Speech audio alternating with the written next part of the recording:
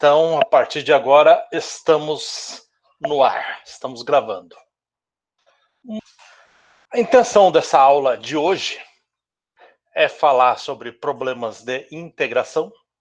Quais seriam os problemas?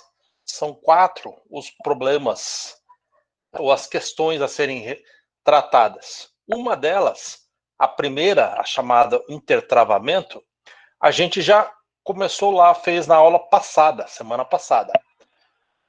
Ou, se você pegar no YouTube, aula 3, parte 1. Os problemas propriamente ditos, né, além da sincronização, são o deadlock, starvation e race conditions. E os problemas que você pode ter.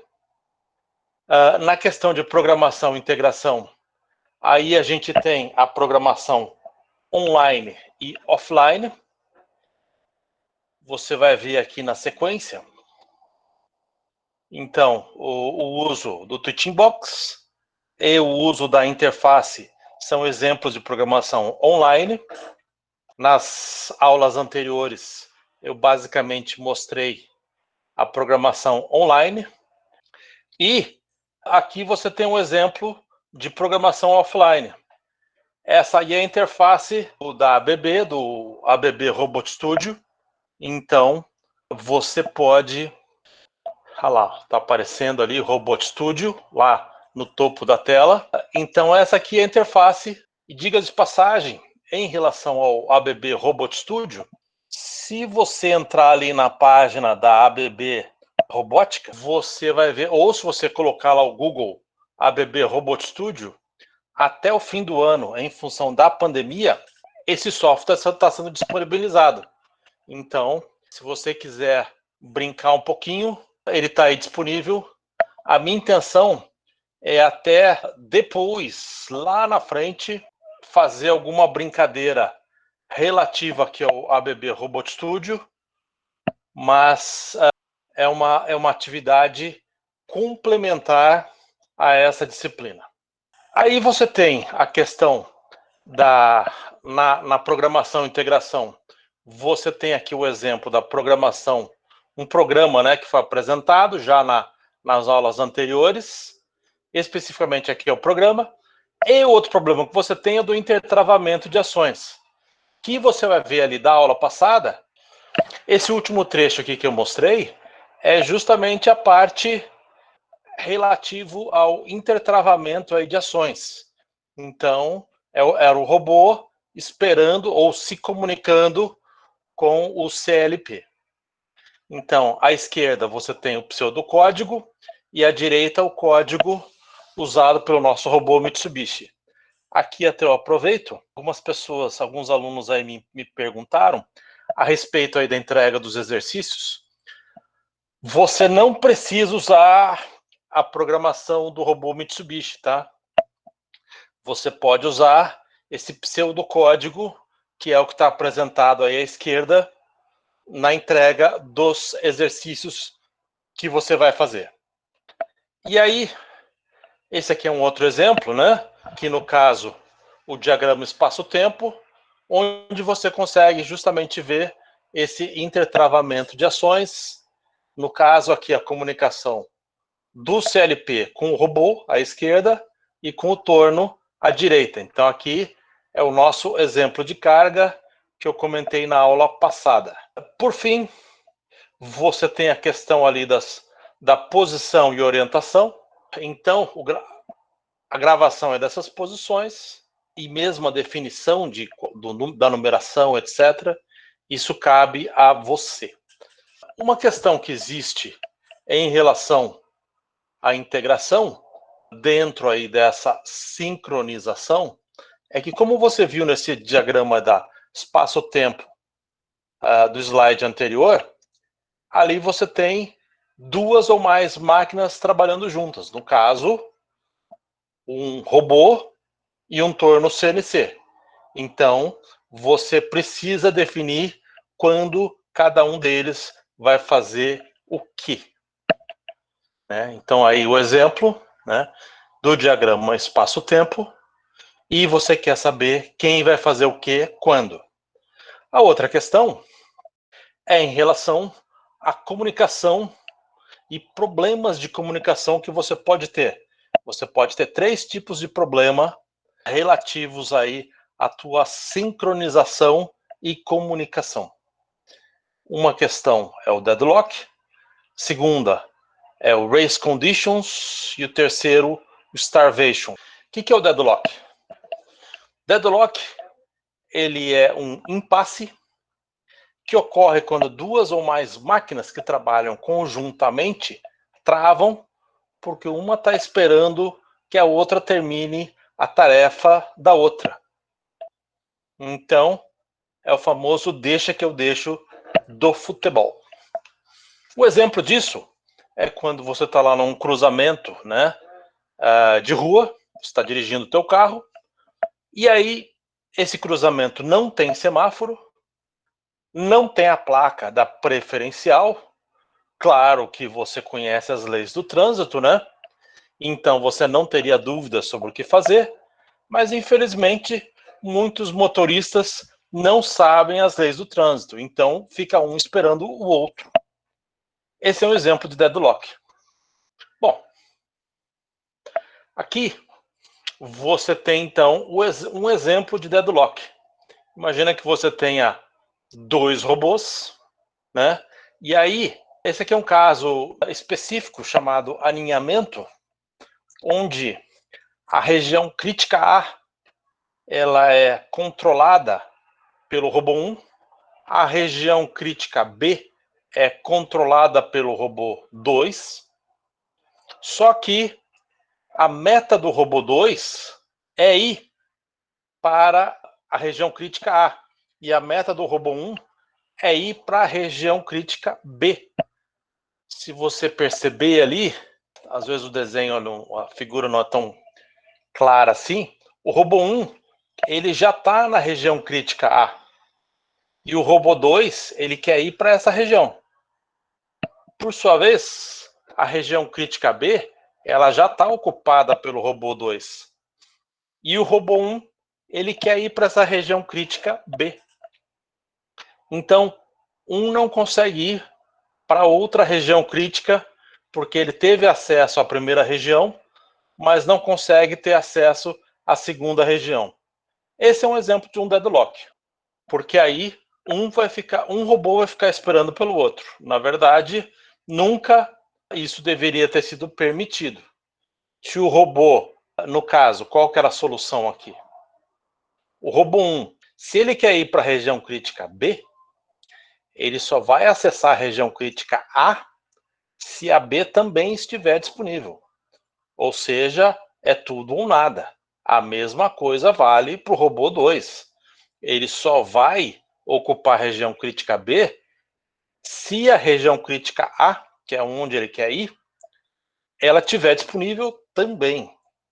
Se a região crítica A não estiver disponível, o robô 2 também não deveria ter acessado a região crítica B. Infelizmente, esse é um erro que você encontra na indústria, sem, assim, não é raro.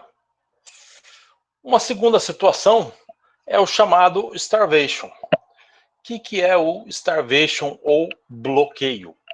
Ele ocorre quando um processo necessita de um recurso tomado por outro processo, mas esse nunca libera esse recurso. E aí, esse comentário raro, eu não diria que é tão raro assim não, viu?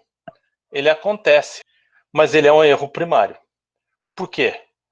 Porque ele é possível e ser facilmente solucionado através do uso de um timer, de um temporizador que alarma caso esse processo não seja concluído no seu devido tempo.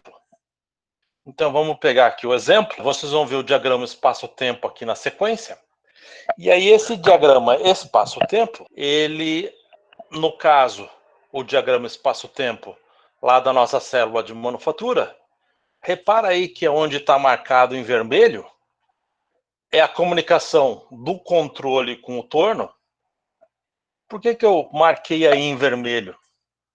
O torno consome ar comprimido para que ele abra a porta, para que ele abra ou feche a castanha, né? Então, sem ar comprimido, o torno não funciona. O robô também depende de energia, né? Então, imagina que eles têm suprimentos diferentes, ou no caso aqui eu marquei o torno. Imagine que em algum momento acabe o ar comprimido. Nesse caso, esse processo, nesse momento, que poderia ter acontecido ou aqui em cima, ou no meio aqui, ou aqui embaixo, ou seja, a qualquer momento, basta que fique sem ar comprimido para não ter a continuidade do processo. E aí o CLP ele vai ficar esperando a comunicação do torno para dizer, ó, terminei a tarefa que eu tenho que fazer, só que essa comunicação não vem. Então, aqui, tanto, por exemplo, nesse primeiro caso aqui, você mandou o torno abrir a porta, abrir a castanha. Ele vai ter um tempo para realizar essa ação. Se depois desse tempo determinado ele não tiver enviado o ok, você tem que alarmar. Se, por algum motivo, o CLP retira o sinal ali da abrir a porta, abrir a castanha, e essa resposta, ou seja, a retirada do ok, ela não vem, então você também tem uma situação de starvation. Então sempre aqui nesta linha do torno, você vê que você tem um certo espaço de tempo para a realização dessa tarefa. O que vai acontecer? Repara que aqui, ó, no CLP, você tem um espaçamento entre o envio do sinal e o recebimento do ok. Então aqui, ó, você vai colocar um temporizador. Se esse ok não vier depois de um certo tempo, você vai alarmar. Depois, você retirou o sinal. Se depois de um certo tempo não receber a resposta do torno, com a retirada do ok, você também vai alarmar. O mesmo vale aqui, aliás, o mesmo vale, ó, para todos esses espaçamentos. Então, sempre, ó, para cada espaçamento desse, que representa um certo tempo, o CLP, então, vai controlar esse tempo de execução de cada um desses comandos que ele enviou, ou para o torno, ou para o robô. Tá claro isso? Então, esse é o teu controle do starvation. Porque o starvation pode acontecer devido ao torno ou devido ao robô. E por motivos dos mais variados. Eu tenho um ditado que diz que tecnologia é bom quando funciona. Então você tem que tomar todas as precauções para que a tua automação ela seja eficiente. Bom, um terceiro caso é o chamado race conditions. O que são esses race conditions? Ela vai ocorrer quando duas máquinas tentam acessar a mesma região, no caso uma região crítica, ao mesmo tempo, que potencialmente pode gerar colisões. Então o que você vai fazer? Você vai usar essa solução chamada exclusão mútua para evitar isso. Aqui indicando um exemplo que pode acontecer em qualquer indústria, né? No caso específico, tinha essa região crítica, um magazine, ou, por exemplo, uma esteira. Pega lá, por exemplo, a fábrica de motores. A fábrica de motores, ela vai ter uma esteira, vem lá o bloco do motor, e aí dos dois lados dessa esteira, você pode ter robôs que estão pegando esse bloco do motor ou outras peças na esteira ou no magazine e que vão alimentar o seu respectivo centro de usinagem. Então, nesse caso, o robô 1 e o robô 2, eles estão acessando uma mesma região. Aliás, um outro exemplo disso que acontece na indústria automotiva, quando você tem lá na soldagem da carroceria, você tem vários robôs acessando regiões comuns e você pode ter colisões ali. Normalmente, as estações de trabalho lá na carroceria, elas têm mais de um robô. Então, qual que é a solução? A solução é a exclusão mútua, para permitir que apenas um robô acesse a essa região crítica aí no centro. Então, como que a gente resolve esse problema aí de race conditions? A gente vai usar a exclusão mútua. Como que a gente então garante que duas máquinas não irão acessar uma região crítica simultaneamente? Normalmente você tem três soluções. As soluções, digamos assim, elegantes são as soluções 1 e 2. E por isso eu só vou detalhar essas soluções 1 e 2. O que é o semáforo? O semáforo, no fundo, imagina que você tenha lá um CLP, por exemplo, e aí este CLP, ele está ligado ao robô, pegando o exemplo lá do robô. Então, no caso específico aqui do semáforo, você vai ter lá no CLP uma variável S, que é uma variável binária, ou seja, ela é 0 ou ela é 1. E aí você vai ter duas operações atômicas, ou duas operações pontuais.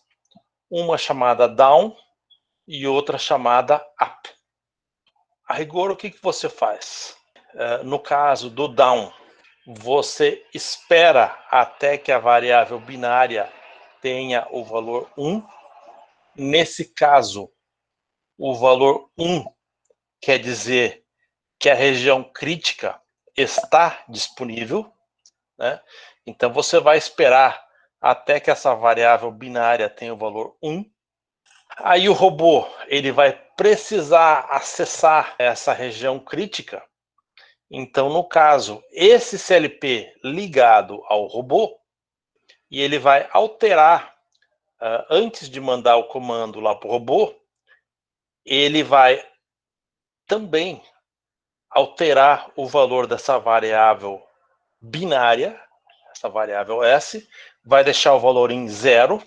Por quê? Porque aí, se qualquer outro robô quiser acessar a região crítica, enquanto S for igual a 0, essa região crítica não estará disponível. E aí, uma segunda operação atômica é o up, que é o robô saiu da região crítica, assim que ele comunicou ao CLP que ele saiu da região crítica, então você pode alterar o valor do S para 1 novamente. No caso do semáforo, cada região crítica vai possuir um semáforo diferente e único. Nesse caso, todo o processo, antes de acessar a região, ele tem que executar essa operação down, tá? E quando ele sai da região crítica, ele faz essa operação up. Tal como eu disse, se a região crítica está ocupada, o S é igual a 0, e aí o processo que tentar acessar essa região crítica vai ser bloqueado até que esse valor do S seja alterado para 1. Ô, professor, mas isso não pode acabar causando um deadlock, não? Por quê? Um deadlock não, que é starvation, na verdade. O processo ficar esperando o outro e... Tá, na verdade... Então, repara aqui esse diagrama espaço-tempo. A tua pergunta foi boa. Por quê? Então, repare, por exemplo, esse primeiro comando aqui, o P e C. Ou seja, abre a porta, abre a castanha. Ele só vai ser disparado se o CLP identificar que essa operação é segura. No caso, você até tem uma indicação aqui de um sensor, né? No caso, esse sensor está dizendo que tem peça. No caso dessa região crítica, ele não vai ser, essa variável S não vai ser muito diferente dessa identificação aqui de um sensor. Então você coloca aqui, ao invés de sensor, você coloca lá, digamos, se você chamou a variável S de S1, você poderia, por exemplo, chamar aqui de S1. Ou seja, se o S1 for 1, aí você pode enviar o comando P e C.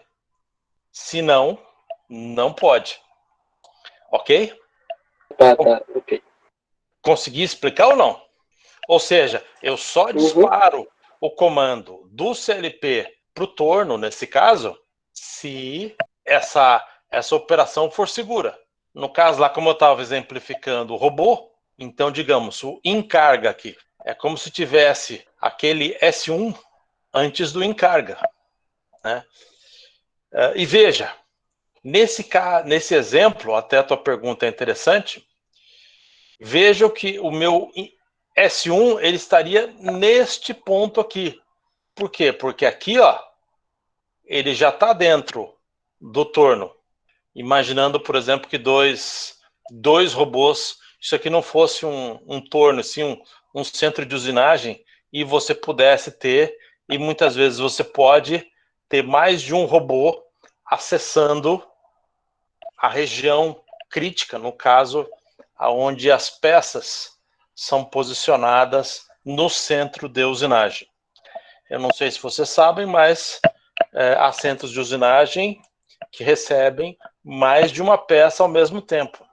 Então, você pode, enquanto você está posicionando uma peça para abastecer uma peça não usinada, o centro de usinagem já pode estar usinando outra peça. Então, você pode ter várias peças sendo usinadas ao mesmo tempo. Até aí, tudo bem, pessoal? Se alguém tiver dúvida, por favor, fale.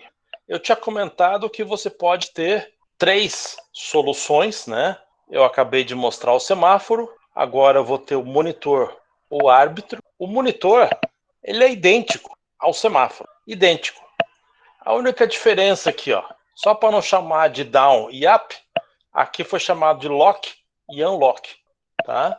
Mas ele vai fazer os mesmos controles aí de uma variável binária, que vai estar lá num CLP, por exemplo, ou pode inclusive ser, no caso aqui do monitor, eu posso associar a uma saída do próprio robô, né? E aí eu posso ativar ou não essa saída, ou seja, eu poderia ter posto esse controle no próprio robô. A única diferença, então, entre o monitor e o semáforo é quem é o proprietário da região crítica. No caso do semáforo, eu posso ter um CLP que é de uso comum. No caso do monitor, é como se essa região crítica estivesse associada a um dos recursos, ou digamos, a um dos robôs. Lembra aqui. Repara aqui esse caso.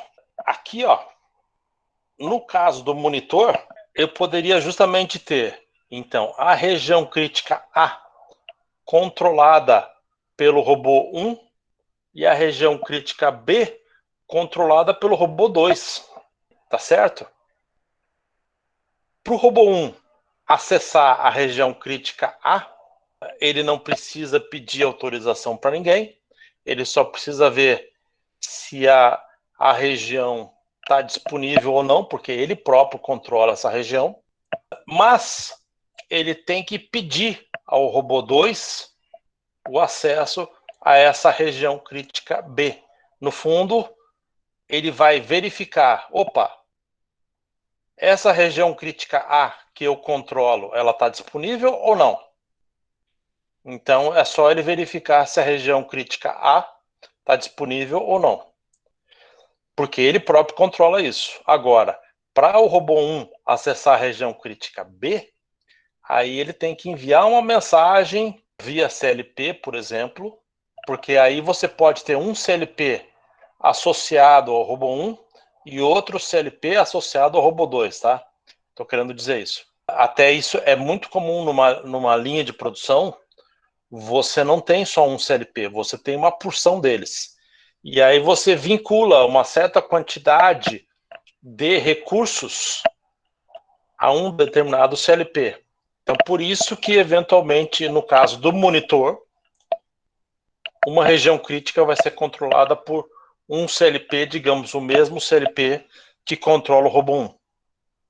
E a região crítica B é controlada por outro CLP, que é o mesmo que controla o robô 2. E esses CLPs, eles trocam mensagem. Eventualmente, você pode, inclusive, ter um CLP mestre e outros escravos. E aí, no caso, o robô 1, via seu CLP, vai ter que enviar uma mensagem para o CLP que controla a região crítica B, para saber se aquela região crítica B está disponível ou não. Então, no fundo, a diferença entre o monitor e o semáforo é quem que está controlando. No caso do semáforo, é alguém independente. Seria como se fosse, por exemplo, um terceiro CLP. Não é nem o CLP que controla o robô 1 ligado ao robô 1 e nem o CLP ligado ao robô 2. Já no caso do monitor, aí sim você vai ter um CLP que controla a região crítica A e outro CLP que controla a região crítica B. E aí os CLPs precisam trocar mensagens para saber se uma determinada região ela está disponível, ou seja, se o S naquela região é 0 ou se ele é 1. Se ele for 1, ele pode acessar aquela região. Se ele não pode, se o S for 0, então não pode acessar essa região. Aliás, o interessante, vocês viram aquele exemplo que eu acabei de mostrar, né? Que foi o mesmo exemplo lá que eu usei para o deadlock. Repara aqui o último comentário. Cuidado com alinhamento, que é justamente aquele exemplo que foi mostrado quando foi falado do deadlock. E aí, claro, o comentário anterior, você tem uma comunicação interprocessos. Por quê? Porque você vai ter mais de um CLP. No fundo, você tem diferentes CLPs controlando processos diferentes. Até aqui, tudo bem ou não? No caso, professor, a escolha para a solução seria do programador ou tem uma situação que é mais recomendável usar monitor ou semáforo? Normalmente você tem uma equipe, né, que trabalha nessas implementações. Não costuma ser uma pessoa só. Isso é uma decisão da equipe. É por isso que, assim como você faz o diagrama espaço-tempo, lembra que você tem vários diagramas? E foi falado de vários diagramas? Você eventualmente vai ter um diagrama espaço-tempo representando essas comunicações entre esses vários controles de processos. Ok? Você pode fazer uma espécie de cascata de controle. Quem decide? O gerente, o chefe de todo mundo lá, é que vai decidir se ele quer implementar o monitor ou o semáforo. Do ponto de vista de segurança, os dois são seguros, tá? Então você pode usar um ou pode usar o outro. No fundo, assim como você tem o diagrama espaço-tempo do processo, aqui como você tem uma comunicação interprocessos, você vai ter um diagrama espaço-tempo para controlar essas ações interprocessos. Por exemplo, o acesso a uma região crítica. Até complementando a resposta que eu dei acho que foi o Sebastião que me perguntou. Beleza até aí? Então vamos adiante. Bom, uma última situação que eu não vou falar, que seria a passagem de mensagens, ou os chamados semáforos distribuídos, é uma outra situação. No fundo, é um CLP conversando diretamente com o outro, ou uma máquina, é como se fosse uma máquina conversando diretamente com o outro. Eu nem vou colocar esse caso, porque no fundo a sugestão é que você use os casos 1 e 2, eles vão ter essa passagem de mensagens, mas elas vão ter essa passagem de mensagens de uma forma organizada, né? Porque quando você tem lá o diagrama espaço-tempo, você está estabelecendo a regra de comunicação. Essa passagem de mensagens é como se diferentes CLPs estivessem conversando diretamente, e aí você tem que prever todas as possíveis mensagens enviadas. No fundo, os diferentes CLPs ali, os diferentes processos, eles têm que ser educados, né? Implica num risco. Então, quando você tem diferentes regiões críticas, ou esses vários processos sendo controlados, você tem que também estabelecer a regra de funcionamento, que seria um diagrama espaço-tempo controlando esses vários processos. E quando e como vai ocorrer essa passagem de mensagens. Então, no fundo, a passagem de mensagens aqui é no sentido mais pejorativo de todo mundo conversando com todo mundo. Bom, do ponto de vista aí de conteúdos, eu já encerrei.